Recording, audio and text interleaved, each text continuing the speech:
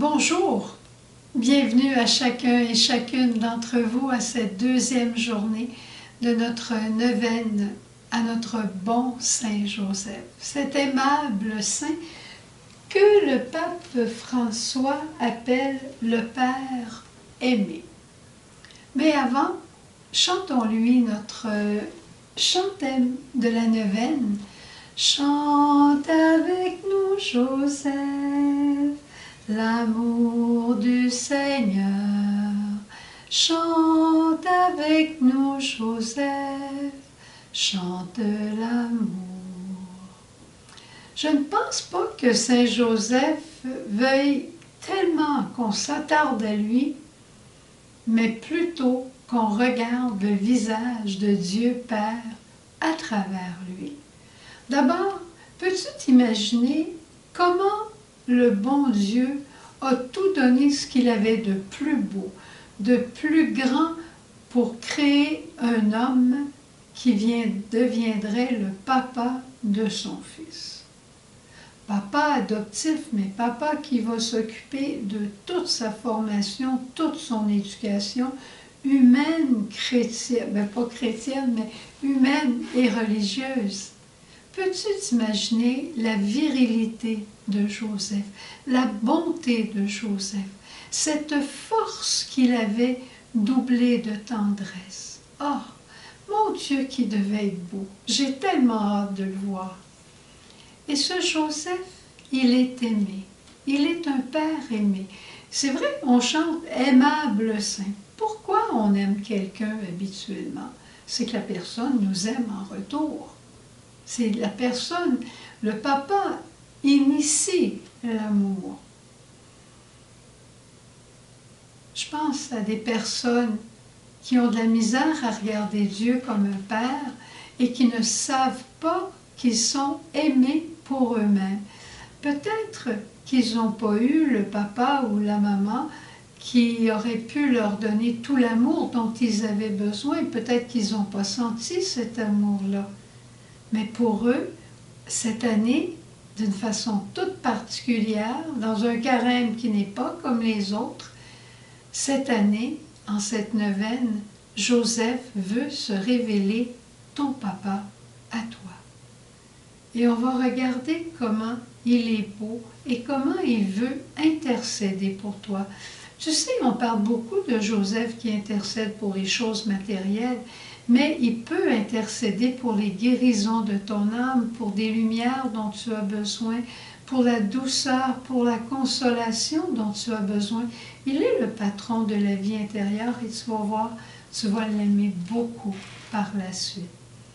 Et ce matin, pendant qu'on priait au laude, il me semblait de voir le cœur de Dieu Père de façon encore nouvelle et différente et tellement belle.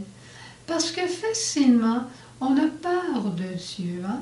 On a peur de Dieu, on a peur des reproches. On se voit et on réalise qui on est. On réalise nos limites, on réalise notre péché, on réalise nos faiblesses, nos infidélités, notre inconstance, notre incohérence. On réalise tout ça. Mais quand tu te retrouves devant le bon Dieu, est-ce que le bon Dieu te parle de tout ça? Non. Non, pas du tout. C'est l'accusateur qui vient de tous les côtés pour te dire « Regarde qui tu es, regarde ce que tu as fait, regarde, tu es juste comme ça, regarde, tu ne changeras jamais, regarde, tu essaies et ça ne marche pas. » Ça, c'est l'accusateur. Regarde le potier, cette parole du livre de Jérémie. Quand le potier travaille une belle poterie, belle poterie, un beau vase qu'il est en train de faire, il le travaille, à un moment donné, il le regarde et il dit « Je pourrais faire encore mieux. » Il ne regarde pas le vase en lui disant « Espèce de vase, t'es tout croche. Espèce de vase, je t'aime pas. » On ne passera jamais ça. Il va regarder le vase puis il va dire « Non, ici j'ai manqué. Ça, je pourrais faire ça mieux. Peut-être si je serrais plus là. Peut-être que si je mettais plus d'eau là. » Tu vois, le potier essaye toujours de rendre sa pièce la plus belle possible. C'est ça que le bon Dieu veut faire avec toi puis avec moi.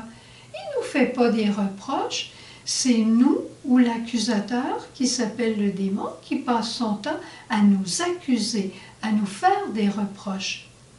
C'est vrai qu'on n'est pas parfaite, c'est vrai qu'il faut qu'on revienne dans les mains du potier pour être refait, réorienté, converti.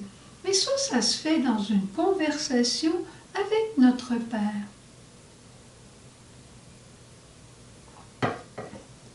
Alors, aujourd'hui, j'aimerais ça que Saint Joseph se révèle à toi comme un Père aimé, qu'il se révèle à toi pour te révéler Dieu, notre Père, qui t'a créé dans l'amour et qui veut te rendre au sommet de ton être, de ta réalisation. Mais il faut que tu arrêtes de te laisser accuser. Arrête ça. S'il y a des affaires qui ont été mal, remets tout ça à la miséricorde et fais confiance à la providence de ton Père qui t'aime d'un amour qui ne finira jamais. Crois-moi. Je te demande même pas si tu me crois, je te dis simplement, crois-moi, parce que ce que je te dis là, c'est vrai. Et Seigneur, je viens te présenter mon frère, ma sœur qui est là aujourd'hui, pour que, par l'intercession de Joseph, tu lui révèles ton cœur de Père qui est si beau et si aimant, si réconfortant, si consolant, si apaisant. Révèle ton cœur de Père et surtout à ceux et celles qui n'ont pas eu un papa qui leur aurait montré un tellement beau visage. Au revoir. Passe une belle journée. Et en te couchant ce soir, repose ta tête sur le cœur de Dieu ton Père. Et maintenant, nous allons aller vers Saint Joseph pour la prière de la neuvaine. Aimable Saint, vous qu'à la Vierge Mère, le Roi du ciel a donné pour époux, vous que Jésus honore comme Père, ô Saint Joseph, ô Saint Joseph, ô Saint Joseph, priez, priez pour nous.